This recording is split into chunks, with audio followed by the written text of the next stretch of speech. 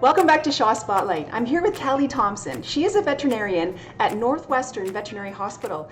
Calli, we want to talk about animals today. There's a lot of people working from home and a lot of people have gotten new pets. I know myself, my cat has been my company working from home.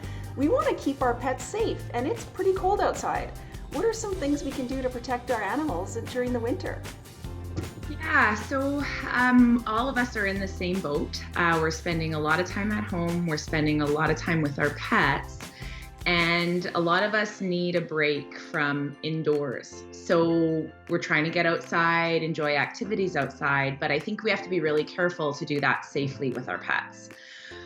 So cold weather, just like it's hard on us, really hard on our pets if we don't take some good precautions. And probably one of the biggest ones I think that is overlooked is animal sensitivities with their feet.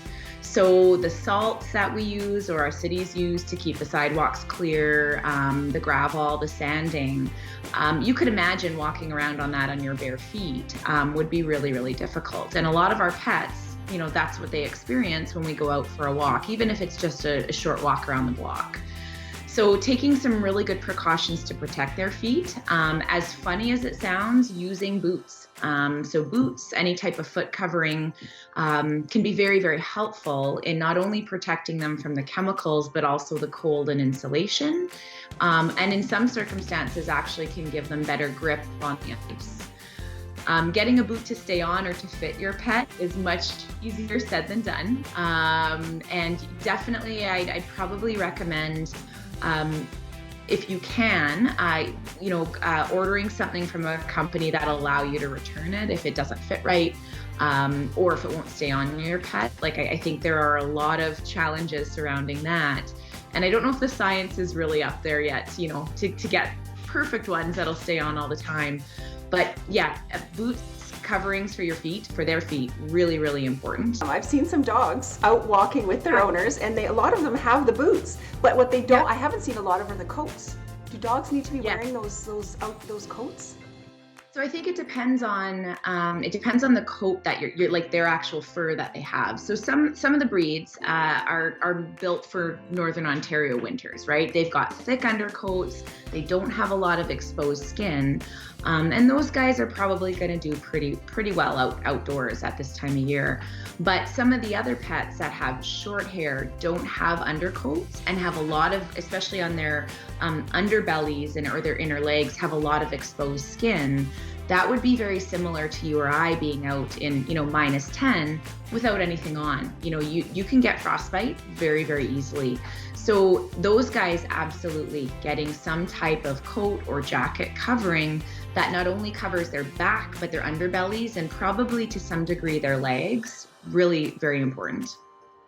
What about frostbite? What happens when a dog gets frostbite? I know my brother has a very short-haired dog, and they thought she had frostbite on her ear. What do you do? Well, there's not a lot you can do other than hope that the damage to the tissue hasn't been really extensive and that surgical debridement isn't needed, right? So when that tissue becomes frozen, the tissue can become permanently damaged and die off. And that's where you're gonna get open wounds or sores in those areas. We see it a lot in animals, in feral animals. So if there's an extensive feral cat population in a certain area, after a few winters, people might notice that the tips of their ears seem to shrink down a little bit. And that's because the edges of the tissue actually get frozen, it dies off, it sloughs off, and that leads them at a really high risk for infection. So for our own pets, if you think your animal has experienced frostbite anywhere on their body, you definitely want to probably seek guidance from a veterinarian, and they'll be able to advise, what treatments are necessary and what monitoring is important. Now, I live in a neighborhood that has a lot of fenced yards, so you see a lot of people just putting their dogs outside in the backyard. What kind of timing should there be? How long can a dog stay outside for? Well, and I don't know that there's necessarily a gold standard for that, but I would say if you were to step outside and just stand there, do you get cold in 5 minutes, maybe 10 minutes, maybe 15 minutes? I think it really depends on the temperature, and I think it really depends on that individual's dog's coat and tolerance for the cold. But I think a really good rule of thumb would be, if you were to put a light jacket on and a pair of boots on, how long would you be able to stand out there not doing a heck of a lot? Because they aren't getting a ton of exercise, they aren't increasing their metabolism or their body temperature to keep them warm. So use that as a guide. If you can only tolerate 5 minutes, your pet should probably only be outside for 5 minutes.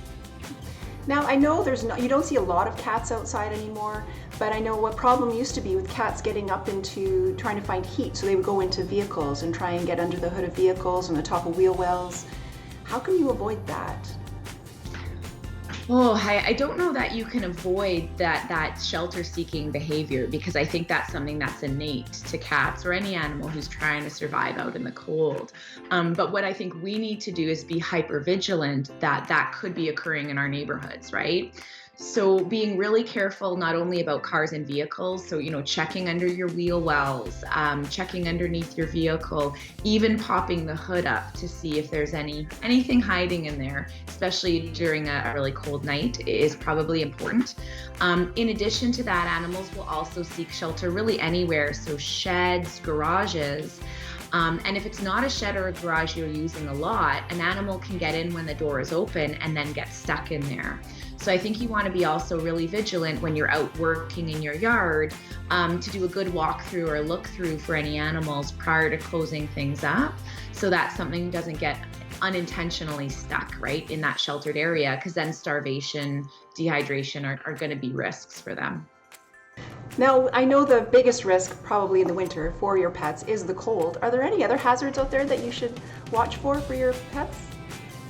So mainly around probably chemicals that we use in winter time. So a lot of people, for good footing in their driveways or on their walkways, are going to use a mixture of different potential, store-bought chemicals to help melt the ice or avoid, slippery patches from forming.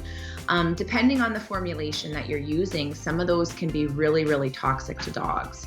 So you want to be really careful if you're going to use anything like that, that you're using a product that, if ingested, is not going to put your pet at risk. The other big chemical at this time of year that is definitely a concern is antifreeze. Antifreeze is really dangerous, really toxic, and a lot of pets are drawn to it. So you really want to make sure, whether you're working at your camp or in your shed or just in your driveway, that any antifreeze is stored properly, but also any spillage gets cleaned up really well, because it doesn't take a lot of that for a small animal to actually ingest a life-threatening dose of it. Thanks so much, Calli. I know our pets are so important to us, and I know especially even during this time with people spending more and more time at home, and your pets are your company, so we really want to make sure they're taken well care of. So thanks so much for talking with me today. You're welcome. All the best.